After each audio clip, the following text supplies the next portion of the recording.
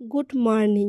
আজকে সকাল সকাল পুজো দিতে বসে পড়লাম। আজকে কি তোমরা তো সবাই জানো, আজকে তো পৌষ সংক্রান্তি। তোমাদের দাদাভাই কিন্তু পুজোর ভোগের জন্য মিষ্টি নিয়ে এসেছে। পুজোটা কমপ্লিট করে বাইরে চলে গেলাম, বাইরে পুজো দিতে। সূর্যকে পিঠে দেওয়া এটা আমি বিয়ের প্রথম বছর করেছিলাম, মেয়ে হয়ে যাওয়ার পর থেকে আর করা হয় না। এই নিয়মটা আমার ননদ করে দিয়েছে, শুধু আমাদের বাড়িতে না, আরো কয়েকজনের বাড়িতেও করে দিয়েছে।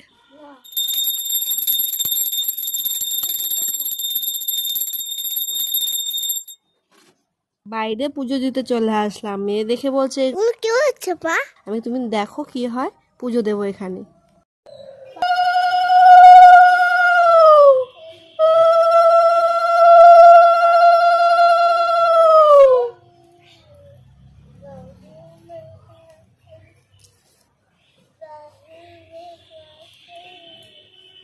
আমাদের দাদাভাই দেখো কত গাছ এনেছে, ফুল গাছ, পুরো ফুল বাগান করে দিয়েছে পুরো বাড়িটা।